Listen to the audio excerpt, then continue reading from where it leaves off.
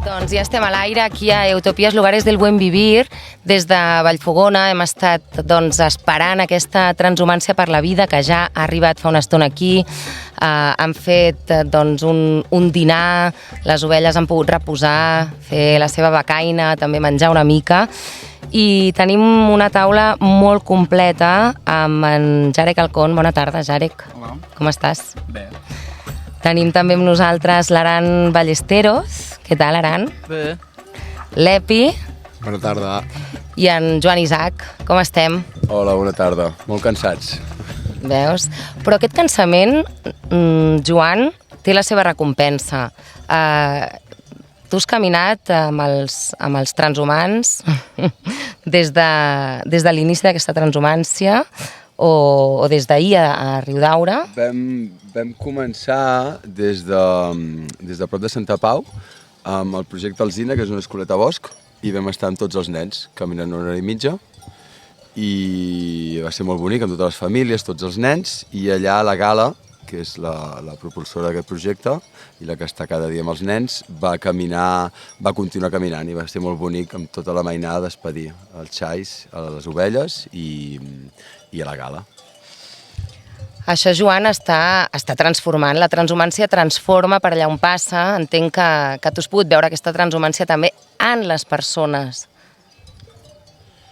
Jo, com deia, em vaig quedar amb la mainada i després ahir a la nit vaig venir, vaig dormir, vam fer el sopar a Riudaura i aquest matí, doncs, el maco que he vist en aquesta transformació que parles, Marta, és amb el que explicava a l'Epi d'això, no? El Riudaura sempre es feia un esmorzar i han fet aquest esmorzar a la plaça del poble, on es veu que antigament els nens tancaven els carrers perquè el bestiar no marxés. I en aquell moment, al veure com donaven voltes els xais, les ovelles, a la plaça, i veien els avis com s'ho miraven i com els recordava la seva infància, doncs sí que he vist com un despertar de memòries, i que per allà on passa va despertant diferents memòries i va despertant la vida, entenent. I per això també és tan important tenir amb nosaltres aquest jovent Epi, que també està acompanyant aquesta transhumància. Tu, des de bon inici, quan en Prem també va dir «Ei, anem a fer aquesta transhumància, a recuperar els camins antics», tu allà estaves. Sí. I aquí continues. Sí. Com ho estàs vivint? Bueno, aquest ja és el tercer any i cada any anem millorant, no? Cada any són experiències noves. Primer any que portaven un ramat molt petit de 65 ovelles, l'any passat portava 1.500, doncs de sobte hi ha uns canvis, no? Que no és el mateix camí d'un any a l'altre. I ho porto molt bé, la veritat, molt bé. Sí, sí. És molt emocionant. Sí, sí. A més, tu tens un projecte que a nosaltres ens sembla des d'Utopies molt utòpic, que m'agradaria que ens l'expliquessis una mica, i com també a través d'aquest projecte has d'alguna manera pescat aquí a l'Aran i al Jarek perquè també estiguin transhumant amb nosaltres, Epi. Sí, perquè jo també soc ramader, no soc pastor, però tinc un ramat de vaques petit, des de fa més de 15 anys. Jo vaig néixer a Barcelona i ja fa gairebé 30 anys que venia a viure a la Garrotxa, i ja que venia a viure a la natura, al bosc, doncs volia vincular-me d'alguna manera autèntica, no? I tenir bèstia és una manera d'estar vinculat al territori. I amb el Prem, quan fa 3 anys ens va proposar d'acompanyar a la transhumància, clar, jo no sé si una sort o una desgràcia, però tinc moltes passions a la meva vida i intento ajuntar-les. Una passió és el bestiar, una altra passió és el caminar. M'agrada molt caminar, des de jovenet que faig travesses, de caminar amb la motxilla fins i tot sol i creuar el Pirineu. I una altra passió que tinc és la meva feina. Jo treballo des dels 17 anys, treballo amb nens, nenes, adolescents, actualment estic en un centre de menors, però m'he dedicat pràcticament tota la vida a treballar en el món de l'educació en el lleure. I en l'educació del lleure n'hi ha colònies, n'hi ha campaments, i des de fa uns 9 anys que faig projectes per realitzar camps de treball. Que seria com uns campaments de 15 dies amb adolescents de 14 a 17 anys de tot Catalunya, i els projectes que nosaltres presentem cada any són per recuperar camins. Vam recuperar el camí ral de d'Olot a Vic, van recuperar el camí dels comunals de Tortellà el primer any, i aquest any em vaig inspirar i vaig dir, home, tants camins que recuperem, perquè no senyalitzem, perquè la idea, el que farem aquest mes d'agost serà senyalitzar el camí aquest de transhumància, i en comptes de pasturar ovelles, pasturarem joves, però sí, ja tenim totes les inscripcions plenes i durant 15 dies del mes d'agost sortirem, farem la mateixa ruta, sortirem des del poble de Mieres, aquest any arribarem fins aquí a la Vallfogona i tornarem, i l'any que ve ho volem acabar, no?, fins a la Molina. Llavors és la manera aquesta de barrejar les meves passions, el caminar, el bestiar i el món de l'educació, no?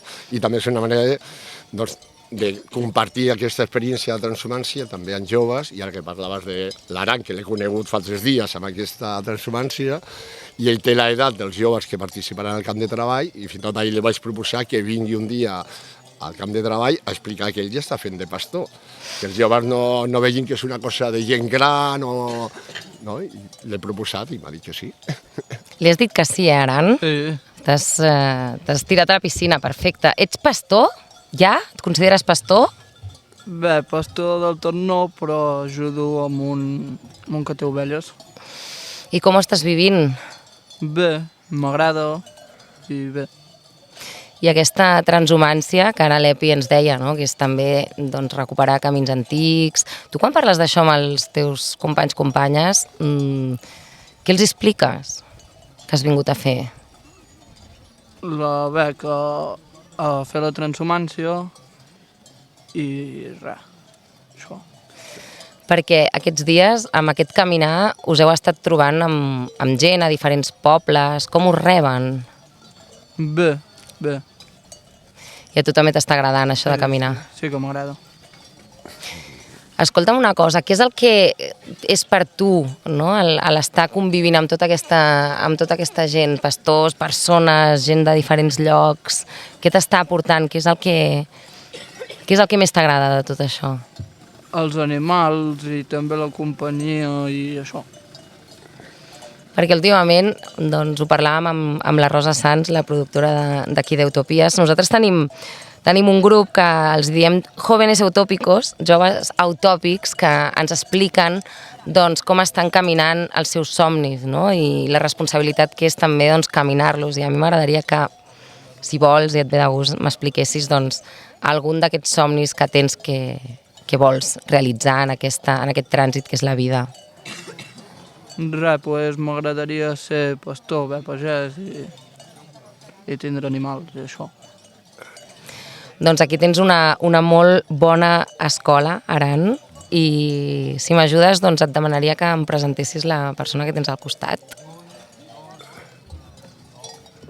Ara en Jarek us explicarà això.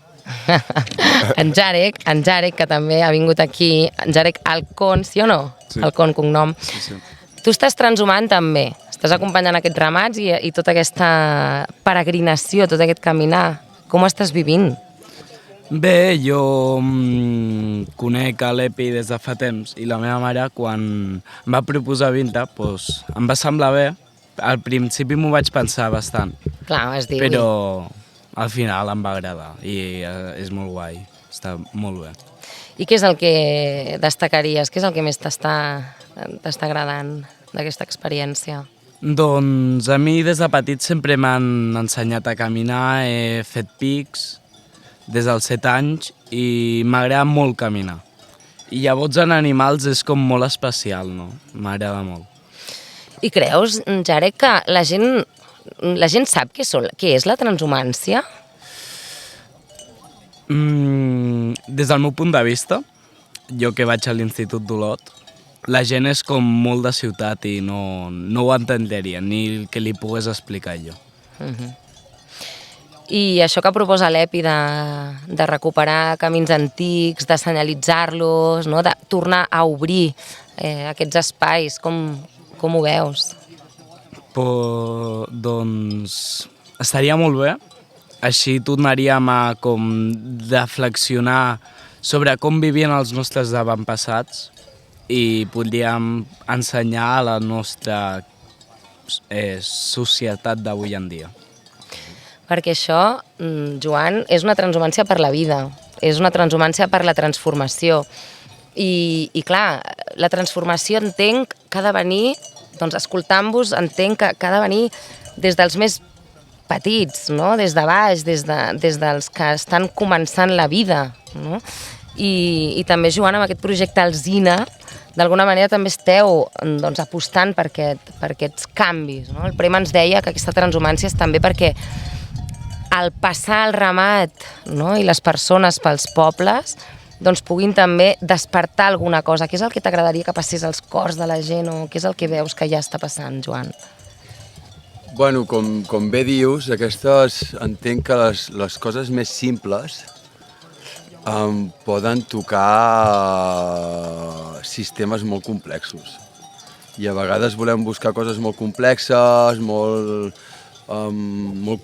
composades de moltes coses, i una cosa tan simple com s'havia fet tota la vida i com és l'autogestió i el que cadascú amb les seves mans, el seu cap, amb el seu cor pot tenir els aliments que són regals que dona la terra però que tu te'ls has de guanyar, no? Que tu te'ls has de guanyar cuidant i harmonitzant al teu voltant. És el mateix això amb l'educació. Com va creixent la gent, com estàs, les persones que han caminat més poden acompanyar persones que tenen una puresa supermaca i que també t'estan ensenyant al mateix moment. I això és una simplesa de tota la vida que crec que és una mica el que aposta Transhumància per la vida, no? Aquestes coses tan simples que de fet després mouen i desperten memòries antigues que avui en dia és com molts colors, molta velocitat, moltes coses, vendre, comprar, i al final la vida és estar i veure-la, i aquesta simplesa, seria per aquí. I amb l'educació, és això, al final els educadors ens apassiona perquè som uns mateixos, i perquè la jovenalla estan connectats amb aquesta simplesa, amb aquesta font, amb aquest despertar. I així no et quedes adormit, no? Epi. Mira, a vegades perquè clar, cada vegada tenim més micros a la transhumància, no? I per mi m'agrada, sobretot, remarcar, quan em pregunten per què és el que més t'agrada, què és el que més t'impacta de la transhumància, jo sempre dic, el sentiment de sentir-nos nòmades. No, clar, la transhumància ens recorda que venim d'aquí, no del sedentarisme quan van començar a construir pobles, no. Abans, les primeres transhumàncies eren els homínids que seguíem els animals. No? Els animals sabien on hi havia la bona pastura, on hi havia l'aigua, on hi havia els fruits, i les primeres transhumàncies eren nosaltres que seguíem i ara ho hem transformat. Llavors, aquest sentiment de nòmades, de no tenir un espai fixe, de caminar al ritme dels animals, que deia l'Aram, no? Ell diu, m'agrada això, que anem al ritme dels animals. Clar, fa calor, les ovelles paren en una ombra. Ostres, tornar a recuperar aquesta cosa del ser nòmades, clar, el que deia ara, no? Que deies tu, canvia molt el xip de la societat actual, no? Tant de sedentarisme, de sofà, de xarxes socials, no, aquí és el caminar i el viure cada dia, faci sol, plogui, el ritme dels animals.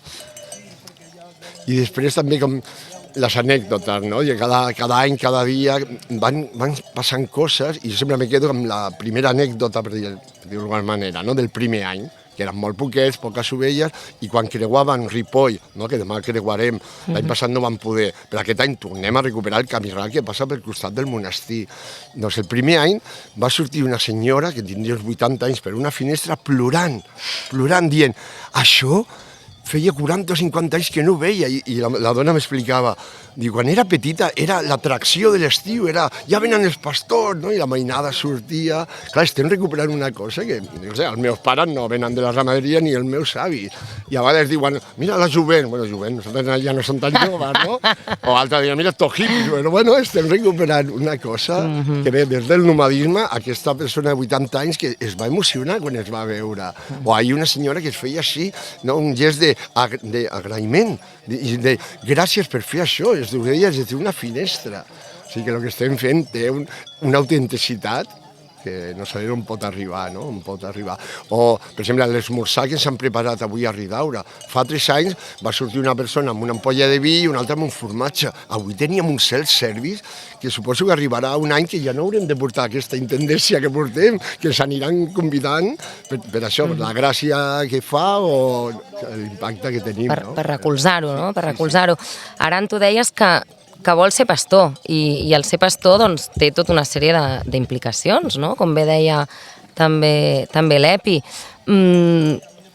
No sé si ens pots explicar què és el que tu sents que és ara o que tu veus que és ara la feina de pastor, perquè ens deia...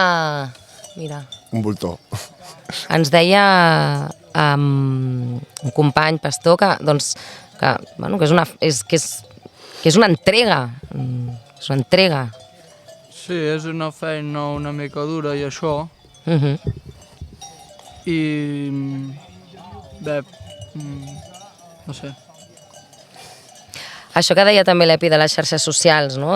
Ostres, ara sembla que tot doncs, hagi d'estar relacionat amb aquest sedentarisme, amb asseure'ns o estirar-nos al llit i mirar el mòbil, no? I tot això, tota aquesta bellesa, doncs, sembla que l'haguem de veure sempre a través de les pantalles, no? Com ho expliqueu vosaltres, això, no? Perquè, clar, evidentment, també teniu, no sé si teniu una o dues xarxes socials, però segur que esteu en contacte amb això, no? El jovent d'avui en dia, evidentment, és molt divers, però en el vostre cas, no? Com ho combineu aquests dos mons? Tu, per exemple, és una pregunta molt tu has fet àmplia, no? fotos ara durant aquests dies. Les envies als col·legues i els expliques on ets, no? És una manera d'informar, com a mínim. Mira què estic fent, no? I tens respostes dels teus col·legues? Sí. Què diuen? Què diuen? Diuen que és molt guai i que els agrada i això. És que és una forma... Jarek, no sé si tu també estàs fent fotos. Sí, jo he fet bastantes fotos, però en diferència jo no les envio als meus amics, perquè és com... Són més, per dir d'una manera, antipàtics, entre comilles. Doncs prefereixo guardar-m'ho per mi, perquè a mi m'agrada molt, i ells no entendrien el que em podria arribar a agradar a mi. Doncs això. Molt interessant també, no? Com ho diríem, aquest trasbassament entre aquests dos mons, aquesta comunicació entre aquests dos mons al final, no? El que estem vivint i el que reproduïm del que estem vivint, no? Com ho viviu vosaltres, aquest link entre aquestes dues tecnologies, no? Una, aquesta que estem, per exemple, tenint aquí ara, no? Que podria ser doncs, el que antigament era el foc, no? Amb tots els respectes cap al foc, que era un lloc on s'explicaven històries al voltant i s'expandien, no? Doncs ara en tenim una altra. Com ho viviu vosaltres, aquest nexe entre la tecnologia més ancestral, no? Els camins antics i lo modern, no? I l'ús que se'n fa d'aquestes tecnologies? Sobretot els més joves, no? Bueno, clar, jo com és el tercer any, aquest any no he fet ni fotos, he fet un parell, em sembla, no? Perquè ja són els mateixos paisatges, però per mi també, clar, jo no tinc la seva edat, jo vaig néixer amb la ràdio, no? I la tele, però jo els primers anys que sí que feia moltes fotos i tenia diverses xarxes socials, ara m'estic quitando d'alguna manera, però l'any passat que tenia Facebook, per a mi era una manera els meus amics del meu barri de Barcelona, que es contacto per ells per les xarxes socials, doncs poden veure això que estic fent. No? Curiosament, jo no vinc de famílies ramaderes ni agricultors, però el meu barri es diu el Bon Pastor. I em dic, bueno, doncs tinc una arrel, alguna arrel d'algun bé, no? El Bon Pastor de les cases barates, però bueno, del Bon Pastor. I bueno, les xarxes socials jo les he fet servir per això, per poder arribar a gent que no tingui el contacte del dia a dia, no? Per veure el que estic fent, no? Però, el que preguntaves, sí que el dia a dia amb les ovelles, el dia a dia de la transhumància, trenca amb aquesta immediatesa de les xarxes socials, que sembla que tot ha de ser al moment, que la gent ha de respondre al moment. Jo no, jo penjo una foto i, bueno, si n'hi ha comentaris o likes, com es digui això, molt bé, però no busquen la immediatesa. I crec que és la diferència entre com estan visquent, com ho viuen els joves ara, que sembla que tot, no? Això ha de ser tan ràpid, doncs la transhumància, una de tantes ensenyances que té, no és la immediatesa, és aquest ritme de la natura, no? Avui plou o n'hi ha tempesta, parem, avui fa calor, aquest ritme de la natura, que nosaltres també som animals, no? I els animals es recorden això, no tot ha de ser tan immediat, tan ràpid, no? I a mi les xarxes al final és el social, no? Com a persona et sents en el grup, com et sents en el grup. En aquesta tribu que s'ha creat de la societat és molt gros. I vols arribar a molta gent, només poca gent, però al final és molta gent que no estàs visquent el mateix al mateix moment i com que els espais-temps ens els estem canviant amb la velocitat que hi ha en aquesta societat, doncs amb les xarxes socials tothom no està allà però ho pot veure com light. Aquí realment estem en aquesta xarxa de vida, de que jo amb una sèrie de persones que no coneixia aquí, caminant tranquil·lament, ens hem anat coneguent i ens hem anat explicant les nostres coses, els nostres projectes, amb el temps d'espai de caminar, que és aquest temps de la natura, que és un temps lent en comparació amb els ritmes que hi ha avui en dia. Perquè algú dirà, ostres, pagues un camió i treballant un dia el pagues. Però aquí és que estem fent més, estem connectant amb les persones que tenim al costat, gràcies als animals, i perquè ens agrada caminar amb aquesta simplesa i amb aquesta fermesa. Perquè això a nivell ens fa forts d'esperits, ens omple. Per exemple, avui jo no em faig fotos mai, no tinc fotos. He viatjat per museus del món i no tinc fotos, perquè les feia i quedaven allà en un arxiu. I no les obria mai més. I no em faig, que no tinc ni el mòbil a sobre. Però avui anàvem el primer abans del xais, ha vingut un cabirol petit, un petit així, petit, 2 pams, molt petit. Ha vingut i l'he atrapat al vol. Ostres, ja ha estat maco que hi hagués la companya que ho està documentant per fer una foto amb el xais, el cabirol allà, ostres, que bonic, és un moment, és un animal salvatge, és una informació, és un... Au, que bonic. Doncs mira, ja em farà gràcia que ho fiqui això a les xarxes socials, no? Perquè és una cosa bonica, però... Doncs aquesta taula m'està agradant molt. Jarek, Aran, no sé si volguéssiu, si us vingués de gust comentar alguna cosa més en relació amb el que estem vivint ara. El Joan, quan s'ha assegut, ha dit, estem cansats. Vosaltres esteu cansats? I si ho esteu, de què? Més aviat, en vez de cansats es podria dir cansats també, però per un bon motiu. Hem acompanyat les ovelles, recuperat el que els nostres avantpassats van fer i ho hem continuat fent. Pues, sí, cansats i això que diu en Jarek, que el que van fer els nostres avantpassats que ho hem continuat fent. Bueno, Aran, t'ha fitxat, l'EPI, ho saps, no? Ja t'ho he dit. I t'ha explicat les condicions? No. Quines són les condicions? No. Bueno, coneixeràs nois i noies de la teva edat, això ja... Mola. I després, clar, l'experiència que estàs visquent aquests dies la podràs explicar. I no per una xarxa social, sinó en directe. Sí.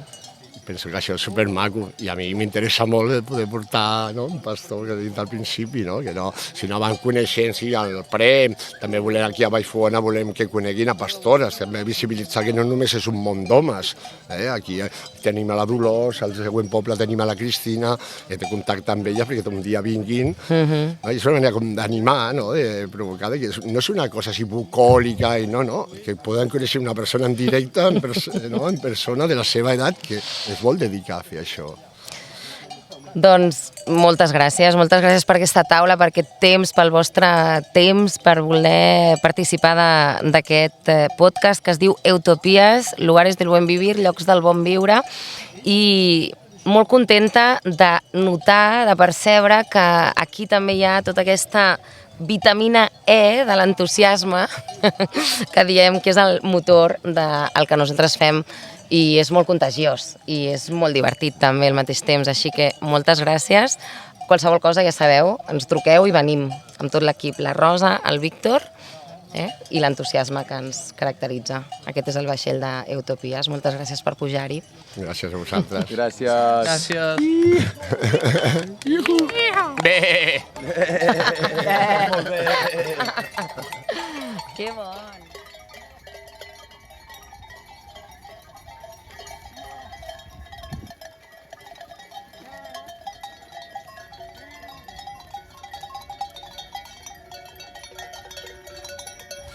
I, bueno, molta gent em pregunta des del primer any que per què porto un mocador roig i negre i la gossa també.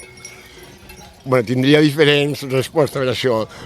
La primera sempre dic que és un homenatge, perquè aquest mocador és el mocador que portaven els milicians anarquistes en la Guerra Civil, no? Clar, els meus avis, jo vinc de tradició de família anarquista dels meus besavis, i cada vegada que faig alguna cosa que jo crec que és revolucionària, doncs em poso el mocador i en aquest cas l'huma també. El primer any de l'any passat va ser el Nicolau Pastor, a vegades que cardava crit, aquella gossa del mocador roig i negre, de qui és? No, és la meva, és la meva. I quan, bueno, m'agrada explicar-ho, que quan faig coses revolucionàries porto aquest mocador com un homenatge als nostres avis que també van voler canviar el món, i per mi la Transhumància per la Vida és un projecte també per canviar el món. Crec que és una cosa revolucionària. Doncs ara, Epi, mira, et donarem una insígnia que per nosaltres també és revolucionària, que és explicar aquestes revolucions que són Utopies per nosaltres. Per tant, et fem entregar aquesta insígnia del podcast Utopies, lugares del buen vivir, que te'l posem aquí a l'esquerra, al lloc del cor, sí? Perquè sabem que les revolucions es fan des de baix i des de l'esquerra. I des del cor. I des del cor, que és aquí on esteu. Moltíssimes gràcies. Gràcies, Uma, també. Uau, uau. Salut.